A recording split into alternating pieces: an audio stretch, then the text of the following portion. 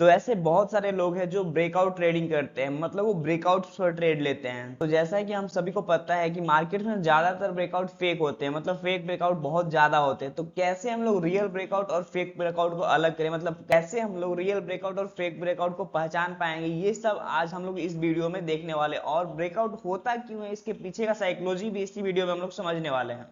तो चलिए हम लोग वीडियो को शुरू करते हैं। हेलो फ्रेंड्स, मेरा नाम है अमित और जैसा कि आप सभी को पता ही होगा कि हम लोग स्टॉक मार्केट बिल्कुल basic level to advance level तक सीख रहे हैं। और आज हम लोग ब्रेकआउट ट्रेडिंग कैसे करते हैं, या फिर ब्रेकआउट क्यों होता है, या फिर उसका साइकोलॉजी क्या होता है, ये सब कुछ इसी वीडियो में हम लोग समझने वाले हैं। तो चलिए वीडियो को शुरू करते हैं। तो फ्रेंड्स, सबसे पहले एक चीज समझो आप। मार्केट में एक सपोर्ट होता है और एक रेसिस्टेंस होता है, ठीक है। तो फ्रेंड्स, क्या आपको पता है कि मार्केट में ब्रेकआउट कब होता है? मार्केट में ब्रेकआउट उस समय होता है जब मार्केट पूरी तरह से कंसोलिडेट कर रहा हो, ठीक है। तो उसी समय मार्केट में ब्रेकआउट आता है। तो ब्रेकआउट होने का कारण क्या होता है, या फिर मार्केट कंसोलिडेट क्यों करता है एक ही जगह पर, ये सब हम लोग इस वीडियो में समझते हैं। देखिए, जब मार्केट में प्राइस अपने सपोर्ट लेवल पर रहता है, ठीक है, यहां मान लो ये प्राइस 10 रुपए है, ठीक है, और ये मान लो आपका 50 रुपए, ओके। सबसे पहले मार्केट में साइडवेज क्यों रहता है, ये सब हम समझते हैं, ठीक है। जैसे आप सब्जी मंडी में जाते हो, ठीक है, आप देखते हो कि जब टमाटर का डिमांड नहीं रहता है तो उस समय उसका प्राइस जो है 10 रुपए किलो या 5 रुपए या फिर उससे भी कम में आ जाता है। कोई टमाटर जब खाना नहीं चाहता है, जब टमाटर का डिमांड नहीं होता है और सप्लाई बहुत ज्यादा बढ़ जाता है, तो उस समय उसका रेट बहुत ज्यादा कम हो जाता है। ऐसा आप लोगों ने देखा होगा। इस समय क्या होता है, देखो, मान लो टमाटर का प्राइस 50 रुपए किलो होना चाहिए, लेकिन वो 10 रुपए किलो हो गया, मतलब अपने रियल वैल्यू से बहुत ज्यादा उसका प्राइस गिर गया, ठीक है। तो इसका मतलब क्या हुआ? इसका मतलब ये हुआ कि बहुत ज्यादा किसान जो है ना, टमाटर की खेती करने लगे, लेकिन अब खाने वाले ही कम हो गए। मतलब लोग अब टमाटर खाना नहीं चाह रहे, लेकिन किसान जो है बहुत ज्यादा टमाटर उपजा रहे हैं, तो इसलिए उसका रेट नीचे गिर जाता है, ठीक है। लेकिन उसके बाद टमाटर का डिमांड बढ़ना शुरू होता है, और जैसे जैसे टमाटर का डिमांड बढ़ता है वैसे वैसे प्राइस जो है ना बढ़ते जाता है, ठीक है, बढ़ते जाता है, बढ़ते जाता है, बढ़ते जाता है, और एक समय पर देखने को मिलता है कि वो 50 रुपए हो गया, 50 रुपए पर केजी हो गया वापस से। तो जैसे ही 50 रुपए पर केजी होता है ना, तो मतलब 10 रुपए जब रहता है उस समय बहुत सारे किसान ये सोचते हैं कि अब टमाटर का प्राइस बहुत गिर चुका है, अब हम लोग टमाटर का खेती ही नहीं करें, क्योंकि इसमें प्रॉफिट नहीं हो रहा है, क्योंकि लॉस ही ना हो रहा है। एक्चुअल वैल्यू उसका 50 रुपए है, टमाटर मतलब 50 रुपए किलो बिकना चाहिए, लेकिन वो बिक रहा है 10 रुपए किलो।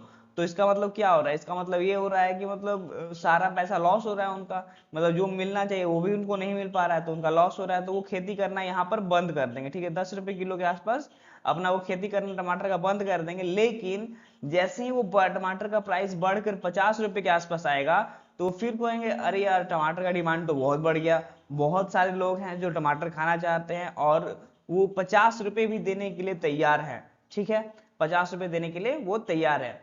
तो उसके बाद यहाँ पर किसान लोगों का क्या साइकोलॉजी होगा कि चलो हम लोग अब वापस से टमाटर का खेती करते हैं। तो पहले मान लो यहाँ पर जब 10 रुपए किलो था, यहाँ पर मान लो 50 को किसान खेती करते हैं, ठीक है, 50 किसान यहाँ पर खेती करते थे, और उनका रेट बहुत ज्यादा गिर चुका था, इसलिए वो धीरे धीरे कम हो गए। मतलब मान के चलो कि 10 किसान अब सिर्फ बच गए खेती करने वाले टमाटर के। तो जब 10 किसान खेती करने वाले बच गए, तो उसके बाद उस समय डिमांड बढ़ गया, मतलब लोगों को टमाटर और चाहिए होगा, और उस समय सिर्फ 10 किसान ही खेती कर रहे होंगे, इसलिए उसका प्राइस बढ़ते बढ़ते 50 रुपए पे आ गया। लेकिन जैसे ही सब लोगों को दिखा, जितने भी किसान है उनको दिखा कि प्राइस तो 50 रुपए हो गया, लोग बहुत ज्यादा प्राइस देने के लिए भी तैयार है, मतलब 50 रुपए देने के लिए तैयार है टमाटर का।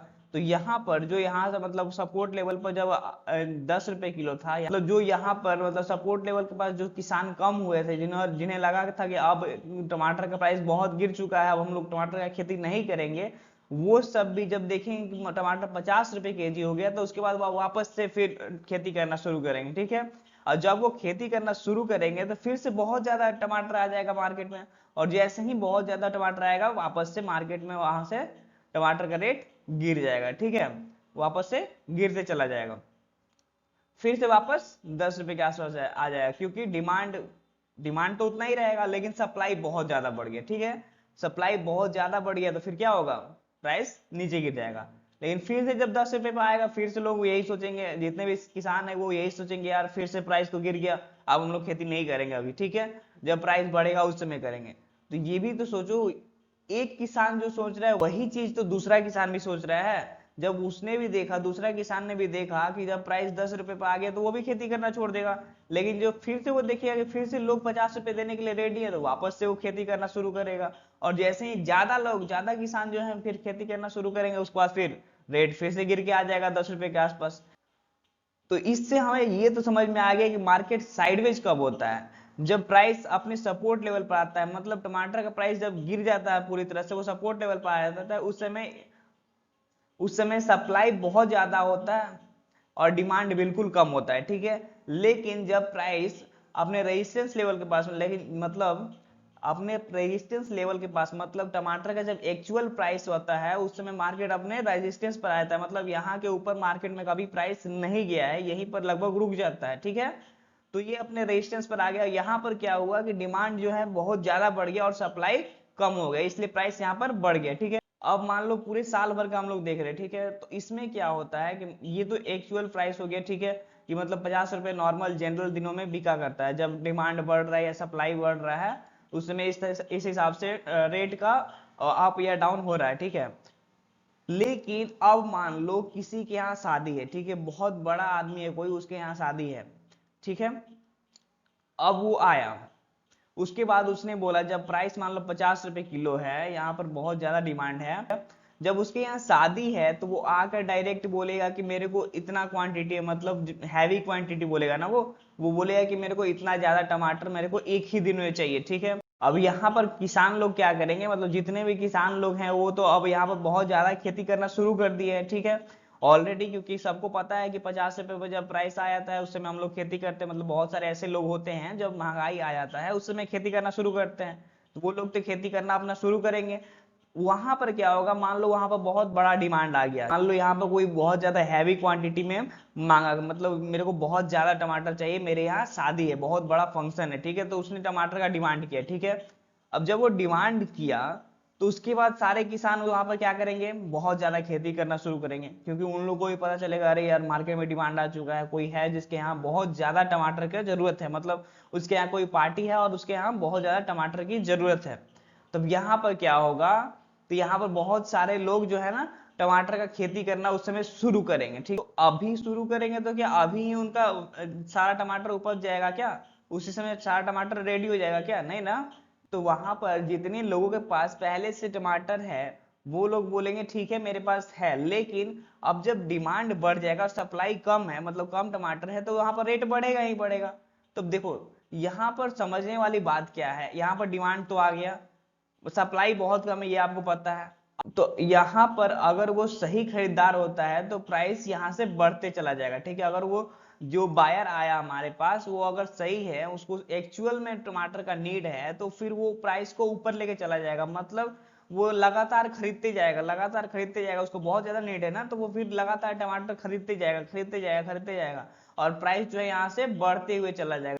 लेकिन मान लो वहीं पर एक ऐसा इंसान आया जिसने बताया कि मेरे को टमाटर का बहुत नीड है, ठीक है, टमाटर का बहुत नीड है, उसने अपना डिमांड दिखाया कि हाँ मेरे को चाहिए टमाटर, लेकिन रियल में उसके यहाँ कोई टमाटर का जरूरत ही नहीं था। मान लो उसके यहाँ कोई फंक्शन वगैरह कुछ था ही नहीं, लेकिन वो ऐसे ही आकर यहाँ पर क्या बोलते हैं मार्केट में आकर और सबको बता दिया कि मेरे को टमाटर का बहुत ज्यादा जरूरत, आप मेरे को इतना टमाटर लाके दो, ठीक है।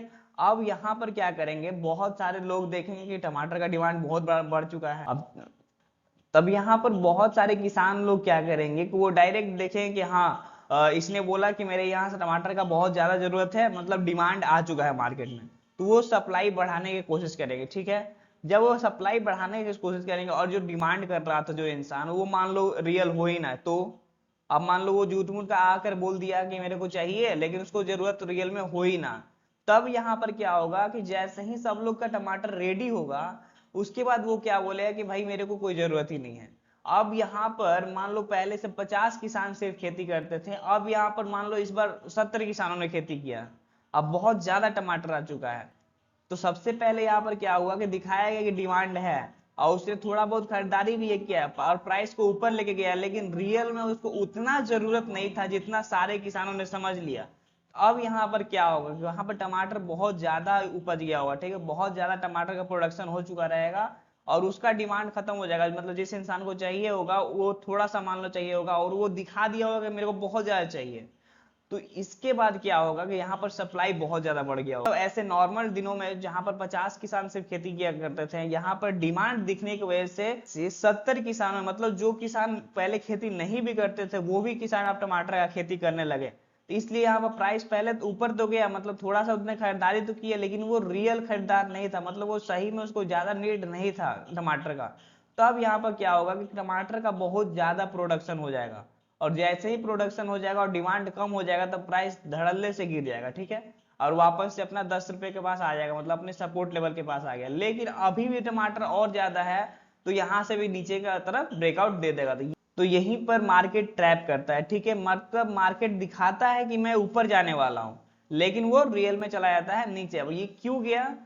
मार्केट में एक बायर आया जो उसने अपना नीड तो दिखाया कि मेरे को चाहिए इतना टमाटर, ठीक है, लेकिन रियल में ऐसा कुछ था ही नहीं, मतलब उसको चाहिए ही नहीं था। तो यहाँ पर क्या हुआ कि लोग, यहाँ पर जितने भी किसान लोग हैं वो सब फोमो में आ गए, मतलब अगर मैं नहीं उपजाऊंगा तो मेरा लॉस हो जाएगा, क्योंकि यहाँ पर डिमांड बहुत ज्यादा है और मैं अगर नहीं खेती करता हूँ तो फिर मैं इसमें सेलिंग नहीं कर पाऊंगा, सेलिंग नहीं करूंगा तो प्रॉफिट नहीं होगा। और इसी फोमो में सभी लोग और भी ज्यादा खेती करने लगे। क्या यहाँ फोमो मतलब क्या? अफवाह फैल गया, मतलब जैसे टिप्स वगैरह में फैलाया जाता है ना कि देखो यहाँ से खरीद लो, ऐसे हो जाएगा, वैसे हो, उसी तरह से यहाँ भी अफवाह फैल गया, ठीक है, कि यहाँ पर अगर आप खेती नहीं करोगे, अगर आप सेलिंग नहीं करोगे तो आपको प्रॉफिट कहाँ से होगा। इसी फोमो के वजह से सभी लोग खेती करना शुरू कर देंगे। लेकिन अगर इससे बचना है तो यहाँ पर क्या करना होगा? तो यहाँ पर जो इंसान आया जिसने अपना दिखाया कि मेरे को इतना जरूरत है, उसे पहचानना पड़ेगा। मतलब यहाँ पर, अब यहाँ पर स्टॉक मार्केट में कोई इंसान तो नहीं आता है, इन स्टॉक मार्केट में क्या आता है? स्टॉक मार्केट में कैंडल आता है। तो जो ब्रेकआउट कैंडल होगा, मतलब जहां पर प्राइस चल रहा होगा और जो वहां से ब्रेकआउट हुआ होगा, मतलब यहाँ दिखाया गया होगा कि हाँ यहाँ पर ब्रेकआउट होने वाला है, तो वहां का अगर कैंडल को हम लोग पहचान लें और उसका पीछे रीजन क्या है, मतलब वो उतना देने लायक है भी नहीं या फिर नहीं है, उसका बैकग्राउंड पूरा चेक कर ले। जैसे मान लो यहाँ पर एक बायर आया था, उसका हम लोग पूरा बैकग्राउंड देख ले कि हाँ ये जितना डिमांड कर रहा है उतना इसके पास पैसा है कि नहीं है, या फिर जितना डिमांड कर रहा है उतना इसको नीड है कि नहीं, ये सब कुछ देख ले। तो क्या हमें रियल बायर है भी या फिर सिर्फ ऐसे ही फोमो क्रिएट कर रहा है, ये सब हमें पता नहीं चल जाएगा? बिल्कुल पता चल जाएगा। उसी तरह यहाँ पर जो कैंडल बन रहा है, इसमें भी अगर हम लोग देख लें कि अगर इसका वॉल्यूम अच्छा खासा है, मतलब वॉल्यूम यहाँ पर बढ़ा हुआ है, और ये अच्छा सा ग्रीन कैंडल, मतलब कोई एक बुलिश कैंडल बहुत अच्छा सा बना हुआ है, तो हम लोग यहाँ पर इसके अनुसार, मतलब इस कैंडल को पहचान कर और इस कैंडल के बनने के रीजन को पहचान कर हम लोग यहाँ पर अच्छी तरह से ट्रेड ले सकते हैं। और यही पहचानने का नियम है कि वहां पर जो खरीदार आया, जो बायर आया, मतलब यहाँ पर जो कैंडल का फॉर्मेशन हुआ वो किस तरह का है, उसका बैकग्राउंड क्या है, मतलब क्या उसमें उतनी ताकत है ऊपर ले आने की या फिर नहीं है, या फिर वो फोमो क्रिएट कर रहा है, यही हम लोग को देखना होता है। तो चलिए इसको हम लोग आगे चल के एक चार्ट पर समझने की कोशिश करते हैं। जैसे देखिए आप यहाँ पर, जैसे कि आप यहाँ पर इस पिक्चर में देख पा रहे हो, यहाँ पर बड़े बड़े रेड कैंडल्स दिखाए गए हैं, ठीक है। अब बड़े बड़े रेड कैंडल्स से यहाँ पर ब्रेकआउट दिखाया गया, लेकिन तुरंत मार्केट रिवर्स कर गया और पूरा पीछे चला गया, ठीक है। और सेम यहाँ भी देख लो, यहाँ पर क्या देख पा रहे हो, ऊपर आपको वीक दिख रहा होगा, ठीक है, ये सब देखो आपको यहाँ पर वीक दिख रहा होगा। ये वीक क्यों दिख रहा है इससे हम लोग समझते हैं। यहाँ भी सेम यही हुआ होगा कि मार्केट यहाँ से नीचे से चला होगा, ठीक है, मतलब टमाटर का प्राइस जैसे 10 रुपए था, वहां से ऊपर चला, यहाँ 50 रुपए के पास आया होगा। उसके बाद यहाँ पर फोमो क्रिएट किया होगा, यहाँ पर दिखाया गया होगा, मतलब बायर लोग यहाँ पर आए होंगे और दिखाए होंगे कि मेरे को बहुत ज्यादा अभी नीड है। जैसे वहां पर दिखा रहे थे कि मेरे को टमाटर का बहुत ज्यादा नीड है, मतलब डिमांड बहुत ज्यादा है, ये सब दिखाया गया। सेम उसी तरह ये जो ऊपर हमें आपको वीक दिख रहा है, इन दोनों के ऊपर जो आपको वीक दिख रहा है, जो ये सपोर्ट लेवल तो यहीं पर है, लेकिन वीक आपको यहाँ तक दिख रहा है। ध्यान से देखिए, आपको वीक यहाँ तक दिख रहा है। तो वीक यहाँ क्यों दिख रहा है? मतलब यहाँ से प्राइस ऊपर की तरफ गया है, ठीक है, मतलब प्राइस यहाँ पर ऊपर की तरफ गया है, डिमांड दिखाया गया है। बहुत सारे लोग ऐसे होंगे यहाँ पर जिन्होंने ट्रेड लिया होगा फोमो के अंदर आके कि कहीं मिस ना हो जाए, उन्होंने वेट नहीं किया होगा ये पूरा कैंडल बनने का, मतलब उन्होंने वेट नहीं किया होगा पूरी तरह से खरीदार को पहचानने का। जो खरीदार वहां पर आया बायर, उसको पूरी तरह से पहचानने का वेट नहीं किया होगा। और जब वेट नहीं करेंगे तो क्या होगा? अगर वो रियल खरीदार नहीं होगा तो फिर देखो क्या हुआ है। जिस तरह से प्राइस को दिखाया गया कि यहां से ऊपर जा रहा है, अब देखो कितना तेजी से यहाँ पर सेलिंग आ गया, एकदम स्पाइक स्पाइक में बड़े बड़े रेड कैंडल्स बनाते हुए मार्केट वापस से रिवर्स कर गया और एकदम नीचे तक चला गया। ठीक है, बहुत नीचे तक चला गया, यहाँ तक आ गया, देख रहे हो। पहले यहाँ पर स्विंग लो बनाया था, लेकिन जब उसने ऊपर फोमो क्रिएट कर दिया उसके बाद प्राइस नीचे तक आ गया। मतलब जैसे मैंने पहले ही समझाया आपको कि मान लो यहाँ पर टमाटर का प्राइस 50 रुपए था, मतलब नॉर्मल दिनों में यहाँ पर 50 किसान खेती करते थे, लेकिन ये फोमो दिखने की वजह से यहाँ पर जो बायर डिमांड दिखाए, यहाँ पर डिमांड दिखने की वजह से यहाँ पर 70 लोगों ने खेती करना शुरू कर दिया। ठीक है, अब जब 70 लोगों ने खेती करना शुरू कर दिया तो पहले प्राइस मान लो 10 रुपए तक जाता था, तो अब बहुत ज्यादा टमाटर आ गया तो अब और नीचे जाएगा ना। अब यहाँ पर बहुत ज्यादा फोमो दिखा दिया गया और टमाटर बहुत ज्यादा प्रोडक्शन हो गया टमाटर का, तब यहाँ पर क्या होगा, प्राइस नीचे चला जाएगा, मतलब 1-2 रुपए के आसपास तक भी जा सकता है। ठीक है, तो यही चीज यहाँ पर भी हुआ, यहाँ पर फोमो क्रिएट किया गया, प्राइस वहां से रिवर्स कर गया। अब एक चीज हमेशा याद ध्यान रखना, जैसे ही वो कहीं पर फोमो क्रिएट किया जाएगा और वो ट्रेड फेल होता है तो वो बहुत तेजी से वहां से नीचे जाता है। ठीक है, तो वहां पर नीचे की तरफ का ट्रेड लेकर भी कमाया जा सकता है। ठीक है, अब चलो समझते हैं कि हम लोग की यहाँ पर कौन सा कैंडल देखना जरूरी है या फिर क्या क्या देखना जरूरी है। सबसे पहले जब ब्रेकआउट हो तो वहां पर कभी भी हमें फोमो में नहीं आना है। ठीक है, हमें फोमो में कभी नहीं आना है, हमेशा हमें ब्रेकआउट कैंडल, जो ये ब्रेकआउट कैंडल है उसको पूरी तरह से बनने का समय देना है। जब वो पूरी तरह से बन जाए उसके बाद जब मार्केट वापस से सपोर्ट लेवल पर आए और यहां से रीटेस्ट करके वापस ऊपर जाए तब हमें ट्रेड लेना चाहिए। या फिर जब से ही ब्रेकआउट हुआ, ठीक है, तो ब्रेकआउट कैंडल को पहले बनने दो। मान लो 5 मिनट का टाइम फ्रेम आप लगाए हुए हो, तो वहां 5 मिनट का एक एक कैंडल बनने दो। ठीक है, फोमो में मत आओ कि बस यहां से मिस हो जाएगा। अरे मार्केट हमेशा खुला है। ठीक है, मार्केट जब खुला है तो आज मान लो मिस हो गया, कल तो नहीं होगा, परसों तो नहीं होगा, तो फिर फोमो में क्यों आना है फिर। ठीक है, तो यहाँ पर आप देख पा रहे होगे जैसे यहाँ पर एक आपको ग्रीन कैंडल दिख रहा होगा, अब पूरी तरह से मारूबूजी है, इसका विक वगैरह कुछ भी नहीं है। ठीक है, तो हमें ब्रेकआउट के समय बिल्कुल यही ध्यान रखना है। तो जब ब्रेकआउट हो तो उस समय जो ब्रेकआउट कैंडल है वो बहुत अच्छा मारूबूजू कैंडल बनना चाहिए। अगर ऊपर की तरफ ब्रेकआउट हो रहा है तो ग्रीन बुलिश बुलिश मारूबूजू बनना चाहिए, जिसमें बहुत ज्यादा वीक नहीं होना चाहिए। ठीक है, अगर हल्का फुल्का वीक हो तो फिर चलता है, कोई दिक्कत नहीं है, लेकिन अगर बहुत ज्यादा वीक है तो फिर हमें उस पर भरोसा नहीं करना चाहिए। तो वहां पर ज्यादा चांस है कि मार्केट वहां से रिवर्स कर जाए, और रिवर्स करेगा तो आपका स्टॉप लॉस हिट कर जाएगा, और अगर आपने स्टॉप लॉस नहीं लगाया है तो आपका सारा कैपिटल वाइप आउट हो जाएगा। इतना ध्यान रखना। ठीक है, तो मान लो यहाँ पर ब्रेकआउट हुआ और एक अच्छा सा बड़ा सा बुलिश कैंडल बना, ठीक है, लेकिन वो बहुत ऊपर तक गया और वापस आ गया, मतलब ऊपर की तरफ मान लो वीक बन गया, तब यहाँ पर क्या आपको दिखने लगा, यहाँ पर आपको दिखने लगा कि ये इन्वर्टेड हैमर बन गया। ठीक है, जब ये इन्वर्टेड हैमर बन गया तो इन्वर्टेड हैमर क्या बताता है हमें, यहाँ पर प्राइस ऊपर तो आ रहा था लेकिन यहाँ से प्राइस अब नीचे जाएगा। ठीक है, तो कैंडलस्टिक से हमें ये भी पता चल जाएगा कि मतलब कैंडल को देखते ही हम लोग समझ जाएंगे प्राइस यहाँ से नीचे जाएगा। लेकिन मान लो यहाँ पर प्रॉपर एक हैमर नहीं बना, बल्कि एक ऐसा कैंडल बन गया, मतलब जितना उसका बॉडी है उतना ही वीक भी बन गया, वीक दिखा हमें तो वहां पर ट्रेड को इग्नोर कर देना है। सीधा सा मैं समझाने का ये कोशिश कर रहा हूं कि जैसे ही आपको वीक दिखे, जो ब्रेकआउट कैंडल है ना वो फुल्ली ग्रीन या फिर नीचे का अगर ब्रेकडाउन है तो उसमें फुल्ली रेड मारूबुजू कैंडल बनना चाहिए, उसमें वीक नहीं दिखना चाहिए। लेकिन अगर ऊपर की तरफ मान लो ब्रेकआउट हो रहा है और ऊपर की तरफ वीक दिख गया उसी कैंडल में, तो हमें उस ट्रेड को नहीं लेना है, बिल्कुल नहीं लेना है। अगर कोई मार्केट मान लो ब्रेकडाउन दे रहा है और उस समय एक अच्छा सा ग्रीन रेड कैंडल बना लेकिन उसमें नीचे की तरफ वीक दिख गया, मतलब वो वीक छोटा भी हो सकता है या फिर बड़ा भी हो सकता है, लेकिन बहुत छोटा हो तभी हम लोग ट्रेड लेंगे। अगर वहां पर थोड़ा ही बड़ा वीक दिखता है तो हम उस ट्रेड को इग्नोर कर देंगे। पहला चीज तो ये हो गया, इससे हम लोग कंफर्म कर सकते हैं, मतलब इससे हमें कंफर्मेशन मिल सकता है कि ट्रेड हमें लेना चाहिए या फिर नहीं लेना चाहिए। अब आगे आगे बताते हैं आपको। अब दूसरा क्या देखना है हमें, वहां पर वॉल्यूम देखना है। नीचे देखो यहाँ पर वॉल्यूम, और वॉल्यूम कैसे देखते हैं हम लोग, तो वॉल्यूम हम लोग इंडिकेटर के सेक्शन में जाते हैं और इंडिकेटर के सेक्शन में जाकर वॉल्यूम का इंडिकेटर लगाते हैं। ठीक है, तो हमें वॉल्यूम देखने को मिलता है।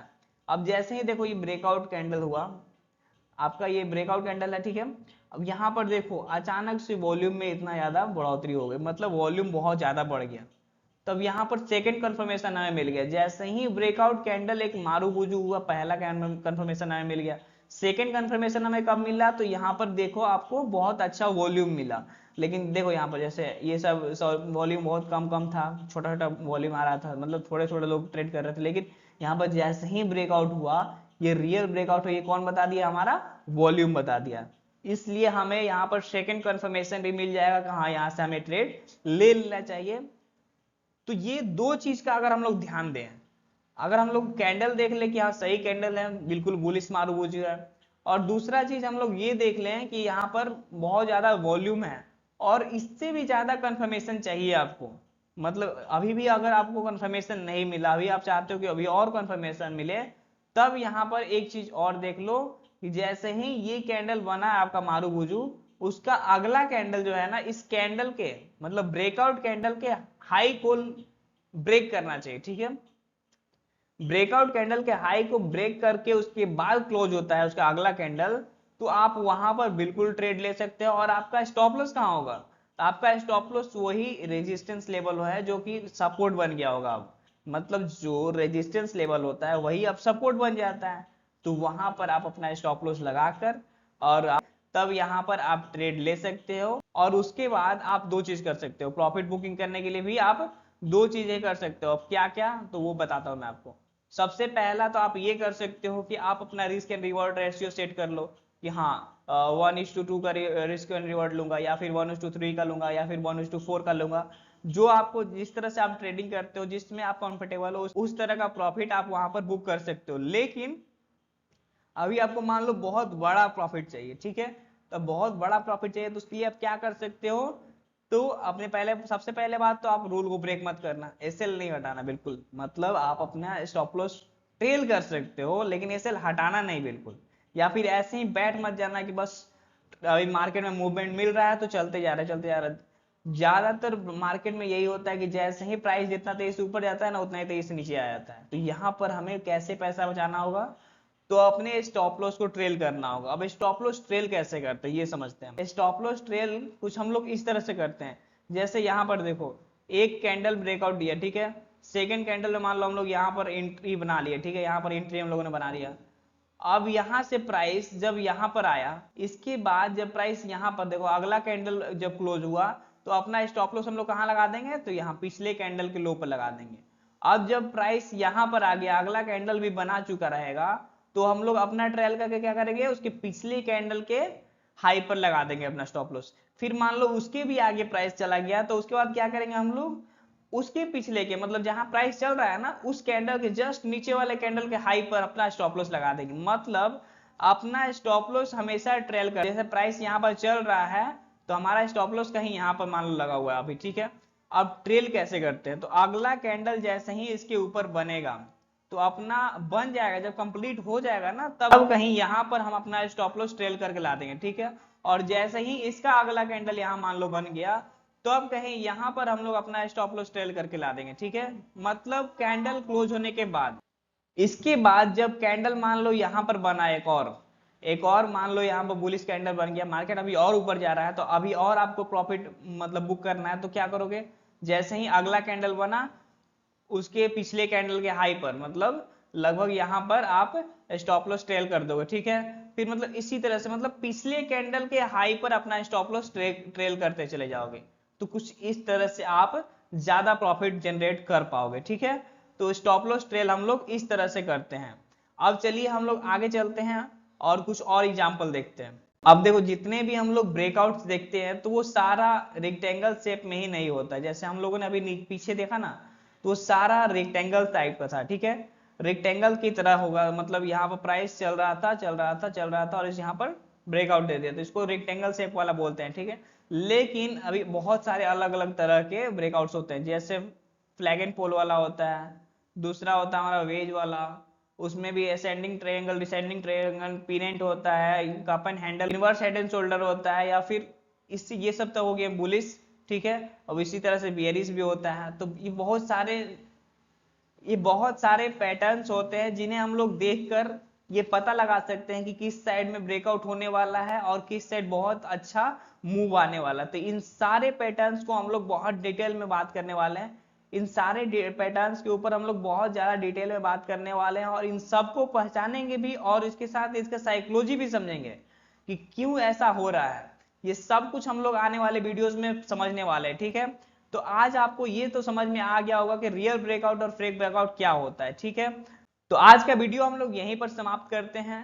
आशा करते हैं कि आपको ये वीडियो बहुत पसंद आई होगी। अगर आपको ये वीडियो पसंद आई हो तो इस वीडियो को लाइक कर दीजिए, चैनल को सब्सक्राइब कर लीजिए और इस वीडियो को शेयर कर दीजिए उन लोगों के पास जो लोग स्टॉक मार्केट बिल्कुल basic level to advance level तक सीखना चाहते हैं। Thank you.